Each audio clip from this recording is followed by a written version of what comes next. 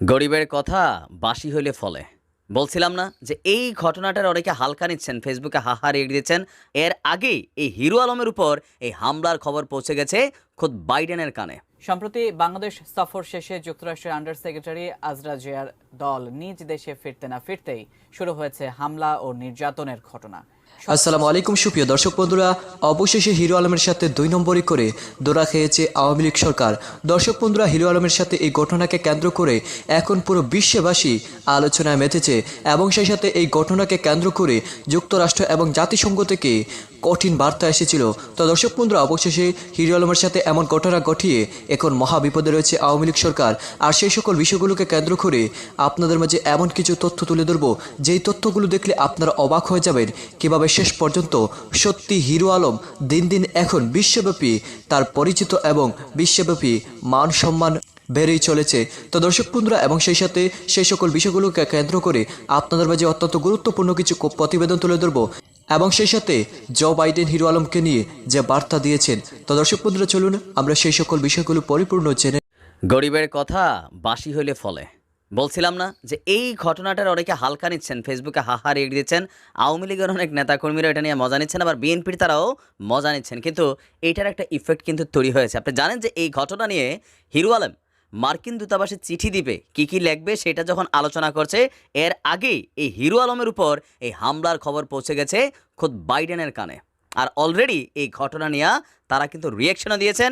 আর আমি আবারও বলি, প্রধানমন্ত্রীর উচিত বা যারা আইনশৃঙ্খলা বাহিনীর সাথে জড়িত আছেন এই ঘটনাতে যারা কানেক্টেড, কয়েকটারে ক্রস ফায়ার দিয়ে দেওয়া উচিত, কারণ জাতীয় নির্বাচনের আগে এই ঘটনাটা একটা হিউজ ইফেক্ট কিন্তু ফেলতে যাচ্ছে।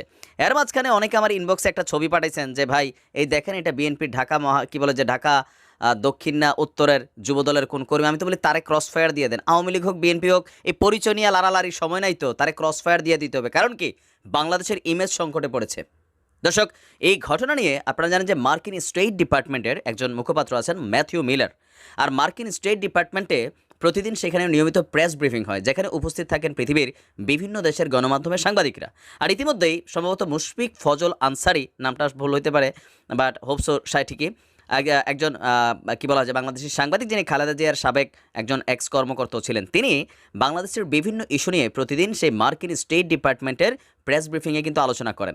তো গতকালকের ঘটনার জের ধরে তিনি আপনার মার্কিন স্টেট ডিপার্টমেন্টের যিনি মুখপাত্র আছেন মানে ম্যাথিউ মিলার, তাকে প্রশ্ন করেছিলেন যে হিরো আলমের সাথে গতকালকে যা ঘটেছে তিনি বিস্তারিত বললেন যে এই সম্পর্কে আসলে আমেরিকার মন্তব্য কি, আওয়ামী লীগ সরকারের আমলে বা আওয়ামী লীগ সরকারের আন্ডারে সুষ্ঠু ইলেকশন হবে কিনা।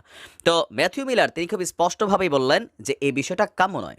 এটা নিয়ে সরকারের কমিটমেন্ট যে ফ্রি এবং ফেয়ার ইলেকশন হবে, আর এই ঘটনায় যেটা বিষয়টা সেটাকে যেন ব্যবস্থা নেওয়া হয়। আর এটা কখনোই কাম্য না। সুষ্ঠু গণতান্ত্রিক নির্বাচনী প্রক্রিয়ায় এই বিষয়গুলা কোনোভাবেই স্থান পায় না, মানে গণতন্ত্রে এই ধরনের কোনো কিছুর স্থান নেই। এখানে ফজল আনসারি ভাইজা আবার আরও একটা ইস্যু তুলছিল, ওই যে শামীম ওসমানের উপরে আপনার যুক্তরাষ্ট্রে যে ঘটনা হয়েছে। তবে এই ক্ষেত্রে বিএনপির ওই নেতারা দ্বারা থাপড়ানো দরকার ছিল, এটাও মনে করি, কারণ উস্কানি যে দিচ্ছে আমি তার বিপক্ষেই। তো যাই হোক, আবার তার বাড়িতে যারা ঘটনা ঘটিয়েছে ছাত্রলীগের সেই সকল নেতাকর্মীরা, এরাও কিন্তু মার্কিন ভিসা নীতিতে মামলা খাবে, এরা ভিসা নীতিতে পড়বে। তবে এই বিষয়টা নিয়েও কিন্তু ম্যাথিউ মিলারকে প্রশ্ন করেছিলেন ফজল আনসারি। তিনি বলছিলেন যে গত কয়েকদিন আগে যুক্তরাষ্ট্রের শামীম ওসমানের সাথে ঘটনার জের ধরার কয়েক ঘন্টা পরেই সেই লোকের বাড়িঘরে হামলা চলেছে। এটা নিয়ে আমেরিকার বক্তব্যকে ম্যাথিউ মিলার একইভাবে বললেন যে আমি আবারও রিপিট করছি, গণতন্ত্রে এই ধরনের কোনো কিছুর স্থান নেই। এটা যারা দেখার নিশ্চয়ই তারা দেখবে। এখন বুঝছেন কইয়ের পেস কই লাগছে। এরকম অতি উৎসাহী অনেকে আছে, এরা জীবনে আমেরিকা যাবেও না, আমেরিকা যাওয়ার ভিসা নীতিতে এদেরকে কিন্তু আটকানো যাবে না, এদেরকে আটকানো হবে আপনার আইনের মাধ্যমে। এখন আমার মনে হয় যে যেটা করণীয়, আমাদের ডিএমপির কমিশনার সাহেব তিনি বলেছিলেন যে এখানে কোনো ধরনের কোনো গণ্ডগোল হবে না। গতকালকের ঘটনার পর যদিও আলমের এই ঘটনার নগদ অ্যাকশন হিসেবে টোটাল মনে হয় 6 জন গ্রেপ্তার হয়েছে।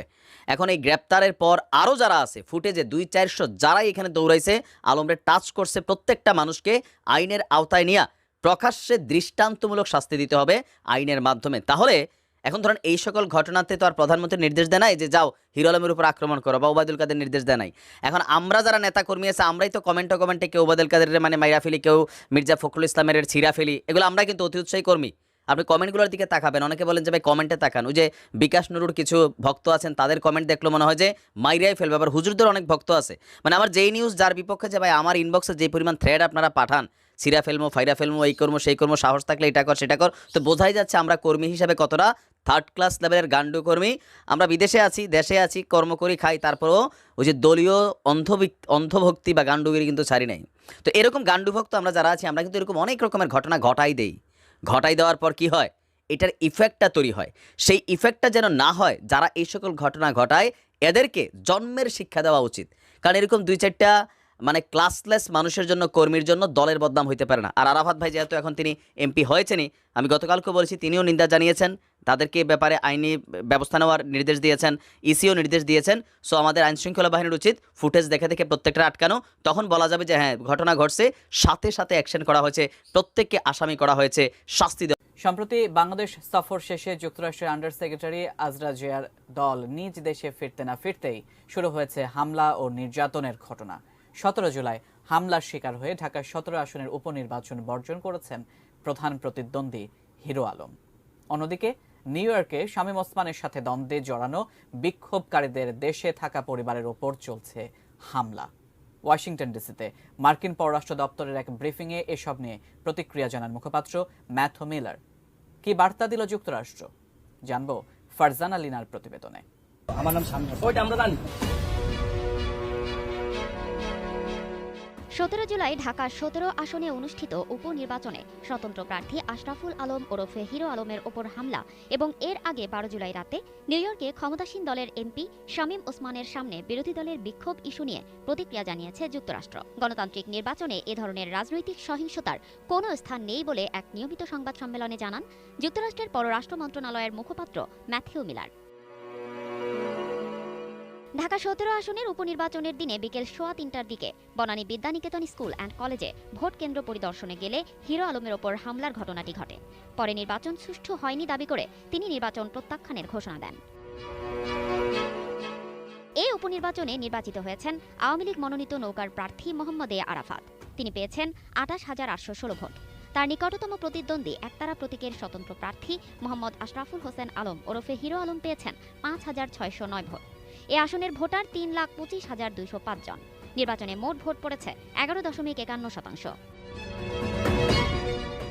আওয়ামী লীগের প্রার্থী মোহাম্মদ এ আরাফাত হামলার ঘটনায় জড়িতদের বিরুদ্ধে আইনগত ব্যবস্থা নেওয়ার আহ্বান জানিয়েছেন। বিকেল 5:30টায় বনানীতে নিজ নির্বাচনী কার্যালয়ে সংবাদ সম্মেলনে তিনি বলেন, এই ঘটনায় যারা জড়িত তাদের বিরুদ্ধে আইনগত ব্যবস্থা নেওয়ার আহ্বান জানাচ্ছি। যদি তারা আমাদের দলের কর্মী হয় তাহলে দলের পক্ষ থেকে সাংগঠনিক ব্যবস্থা নেওয়া হবে। আমি চাই সত্যটা উন্মোচিত হোক। অন্যদিকে সম্প্রতি যুক্তরাষ্ট্র সফররত নারায়ণগঞ্জ 4 আসনের সংসদ সদস্য AKM শামীম ওসমানকে নিউ ইয়র্কে বাংলাদেশি ব্যবসায়ীদের প্রাণকেন্দ্র জ্যাকসন হাইটসের 73 স্ট্রিটে হেনস্থার চেষ্টা চালিয়েছে কতিপয় যুবক। এই ঘটনা এখন পুরো দেশে আলোচিত। সামাজিক যোগাযোগ মাধ্যমে ঘটনাটিকে পূর্ব পরিকল্পিত বলেও দাবি করছেন দেশ বিদেশে থাকা সরকার দলীয় সমর্থকরা। এই ঘটনার পরপরই হেনস্থাকারীদের একজনের বাড়িতে হামলা হয়। শামীম ওসমানকে হেনস্থা করার অভিযোগে নোয়াখালীর সোনাইমুড়িতে সাবেক ছাত্রদল নেতার গ্রামের বাড়িতে হামলা, ভাঙচুর ও ককটেল বিস্ফোরণের অভিযোগ উঠেছে স্থানীয় ছাত্রলীগ নেতাকর্মীদের বিরুদ্ধে। এ হামলার ঘটনায় প্রচণ্ড ক্ষিপ্ত যুক্তরাষ্ট্র। এ বিষয়ে মন্তব্য করেছেন যুক্তরাষ্ট্র মুখপাত্র ম্যাথিউ মিলার। তিনি বলেন, গণতন্ত্রে সহিংসতার কোনো স্থান নেই। হিরো আলম প্রসঙ্গেও তিনি বলেছেন, সহিংসতার সঙ্গে জড়িতদের বিরুদ্ধে পূর্ণাঙ্গ, স্বচ্ছ ও পক্ষপাতিত্বহীন তদন্তে আমরা বাংলাদেশ সরকারকে উৎসাহিত করি। আমরা আগেও বলেছি এবং এখনো বলছি, আশা করব বাংলাদেশ সরকার একটি অবাধ ও সুষ্ঠু নির্বাচন করবে। আমরা পরিস্থিতির দিকে অব্যাহতভাবে নজর রাখছি।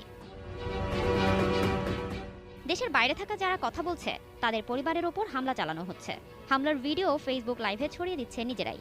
যুক্তরাষ্ট্র থেকে কেউ যদি কথা বলেন, প্রতিবাদ করেন অথবা সরকারি দলের বিরুদ্ধে।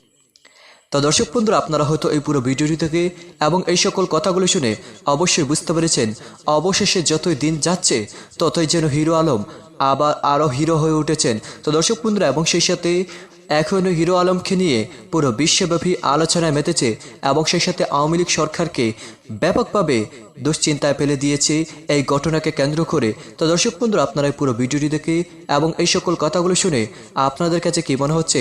তাহলে কি অবশেষে আওয়ামী লীগের এখানেই কপাল পুড়তে যাচ্ছে? তো দর্শক বন্ধুরা, আপনাদেরকে মতামত অবশ্যই কমেন্ট করে জানিয়ে দিবেন। তো ভালো থাকুন, সুস্থ থাকুন। আল্লাহ হাফিজ, আসসালামু আলাইকুম।